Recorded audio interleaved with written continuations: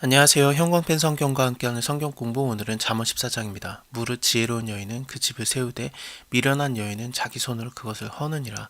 정직하게 행하는 자는 여호와를 경외하여도 8장 13절이었죠. 여호와를 경외하는 것은 악을 미워하는 것이다. 왜냐하면 하나님이 악을 싫어해요.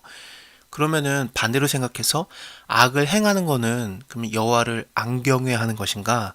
그 정도를 훨씬 뛰어넘어서 아예 하나님께서는 그것을 여호와를 경멸히 여기는 것이다라고까지 얘기하십니다. 그래서 패역을 행하는 거, 악을 행하는 것은 안 돼요. 미련한 자는 교만하여서 입으로 매를 자청해요. 그냥 말이나 말지.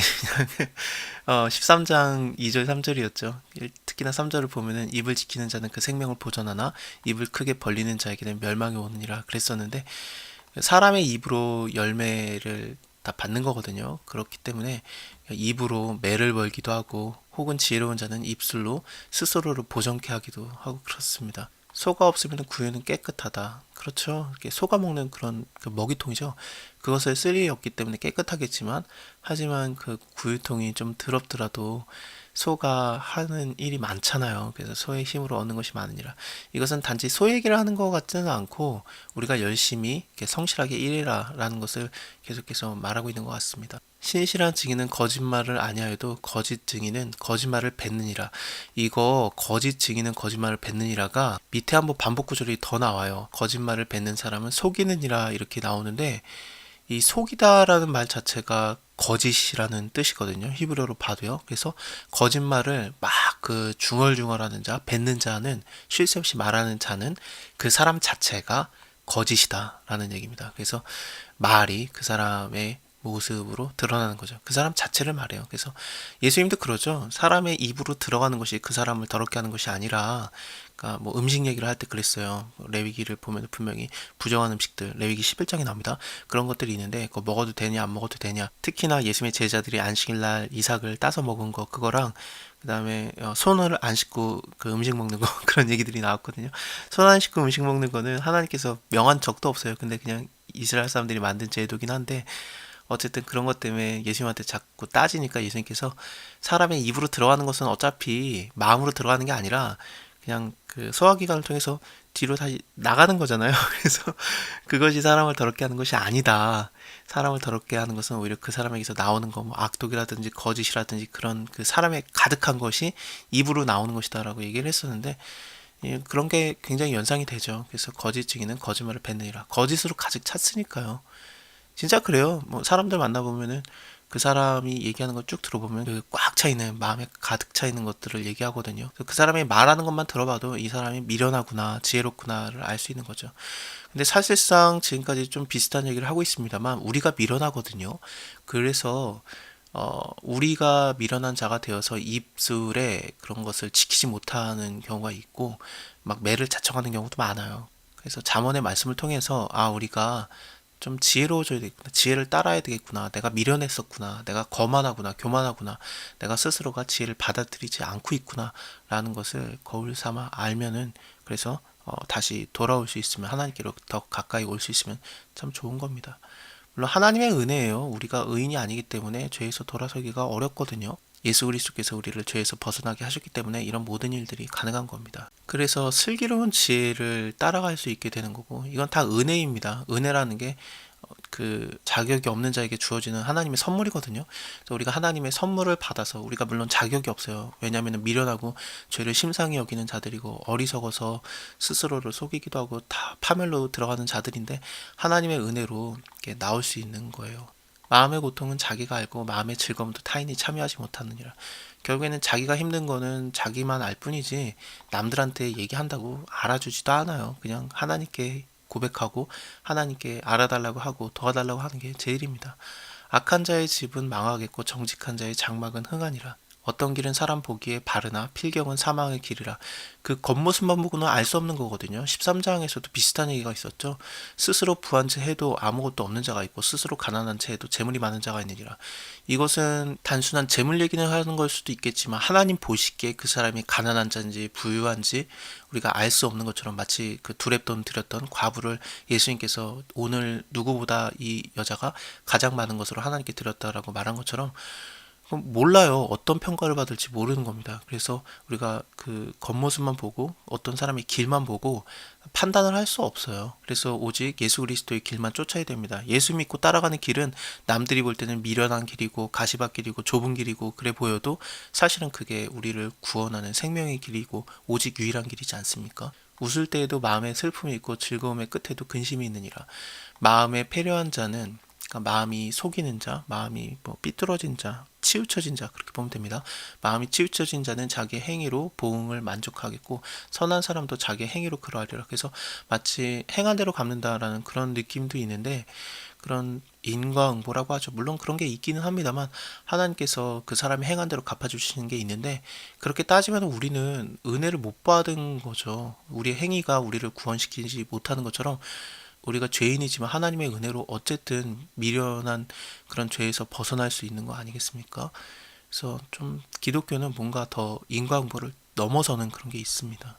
어리석은 자는 온갖 말을 믿으나, 좀 귀가 얇다는 뜻인 것 같기도 하고, 슬기로운 자는 그 행동을 삼가느니라. 지혜로운 자는 두려워하여서 악을 떠나나 어리석은 자는 방자하여 스스로 믿느니라. 노하기를 스스로 하는 자는 어리석은 일을 행하고 악한 계교를 꾀하는 자는 미움을 받느니라. 악을 행하는 자는 인간도 미워하고 하나님도 미워해요. 그러니까 스스로 슬기로운 지식을 삼아서 면류관을 삼아야 되겠습니다. 남들을 괴롭게 하는 게 아니라, 그렇게 되면은 남들에게 미움만 받으니까 결국에는 그런 어리석은 것으로 어리석음을 기업 삼지 말고 지혜롭게 하면은 그 면류관을 얻는 거거든요. 그 지혜가 무엇이냐, 그 면류관이 무엇이냐? 지혜로운 자의 재물이 그의 면류관이다 그러는데, 재물을 어떻게 사용하느냐가 중요한 거죠. 부유한 자는 친구가 많으니라. 그러니까 사람 살리는 데 쓰는 거예요. 가난한 자, 물론 재물이 가난한 자일 수도 있겠어요. 그래서 20절을 보면은 가난한 자는 그 이웃에게 미움을 받게 되나 부유한 자는 친구가 많으니라. 사실 그렇죠. 재물로 봐도, 물질로 봐도 가난한 자는 미움을 받아요. 그리고 부유하면 친구도 많고, 세상이 악한 것을 말하는가? 그럴 수도 있는데, 지금까지 좀 문맥상 보면은 갑자기 그런 얘기가 튀어나오려고 하는 것 같지는 않고, 지혜로운 자의 재물은 그의 면류관이다. 그러니까 부유한 자는 성실하게 일하기 때문에 하나님께서 그 재물을 주시는 거 아니었습니까? 개미의 비유를 통해서도 봤죠. 그러니까 뭐 개미를 보고 열심히 행하라 뭐 그런 것들도 있었고, 게으른 자는 계속 게을러서 가난이 온다, 그런 얘기를 통해서 보면은 열심히 일해서 그 재물을 받은 자는 그 재물로 갖다가 뭘 하냐면은 친구를 사요. 마치 예수님께서도 불의한 그 청지기의 비유를 하시는 거에서 돈으로 사람을 샀지 않습니까? 근데 그 주인이 너 왜 내 돈 마음대로 그 줄여주고 그러냐라고 말하지 아니하시고, 그래 네가 잘했다라고 말하시거든요. 그게 뭐냐면은 주인이 원하는 거예요. 하나님이 원하는 거는 뭐냐면은 돈으로 갖다가 사람을 도와주고, 그리고 또 좀 탕감해주고 깎아주고, 그래서 사람을 사는 겁니다. 그것을 하나님께서 잘했다라고 지혜롭다라고 말씀을 하셨었는데, 빈궁한 사람들을 불쌍히 여겨서 돕는 거죠. 빈궁한 사람들에게 가장 필요한 게 뭐겠습니까?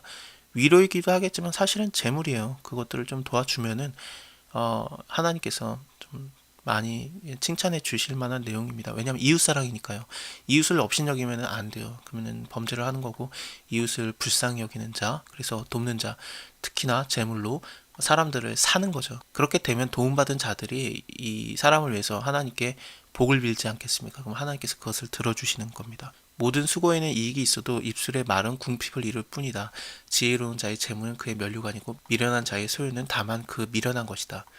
진실한 증인은 사람의 생명을 구원하여도 거짓말을 뱉는 사람은 곧 그 사람 자체가 거짓이다. 아까 히브리어를 통해서 한번 말씀을 드렸습니다. 여호와를 경외하는 자에게는 견고한 의뢰가 있으니, 여호와를 경외함에는이라고 번역을 하는 것도 괜찮아요. 그러면은 여호와를 경외함에는 견고한 의뢰가 있다. 그의 자녀들에게 피난처가 되어준다 라는 걸 수도 있습니다. 여호와를 경외하는 것은 생명의 샘이라 사망의 그물에서 벗어나게 하느니라. 백성이 많은 것은 왕의 영광이고 백성이 적은 것은 주권자의 패망이니라. 이래서 그런지 하나님의 나라, 하나님의 왕 되신 나라는 백성이 참 많아요. 구원받은 자들이 많고, 다행히도 우리가 다 그 안에 속하게 되어서 하나님 우리를 구원하셔서 예수 그리스도를 말미암아 우리가 제사함을 얻게 되어서, 우리는 미련한 자고 죄인들인데 하나님께서 은혜를 더하셔서 너무 다행이에요. 그렇습니다. 노하기를 더디하는 자는 크게 명철하여도 마음이 조급한 자는 어리석음을 나타내느니라. 마음의 화평은 육신의 생명이나 시기는 뼈의 썩음이라. 가난한 사람을 학대하는 거, 이거는 그를 지으신 자를 멸시하는 겁니다. 여호와를 멸시하는 거, 폐역을 행하는 것 자체가 여호와를 경멸히 여기는 거라고 했었는데, 특히나 가난한 사람을 학대하는 것 자체가 이것이 바로 하나님을 멸시하는 거예요. 궁핍한 사람을 불쌍히 여기는 자는 주를 존경하는 것이다. 여호와를 경외하는 거, 존경하는 거 좀 비슷합니다. 경외하다가 두려워하면서 존경하다, 그런 뜻이거든요. 악인은 그 환난에 엎드러져도 의인은 그 죽음에서도 소망이 있다. 지혜는 명철한 자의 마음에 머물거니와 미련한 자의 속에 있는 것은 나타난다. 미련한 자들은 말로 하고 행동으로 하고 미련한 것을 부끄러워하지 않거든요. 그래서 미련한 것을 나타낸다라고 그 13장에서도 말했었어요. 미련한 자는 자기 미련한 것을 나타내느니라. 의인은 나라로 영화롭게 하고 죄는 백성을 욕되게 하느니라.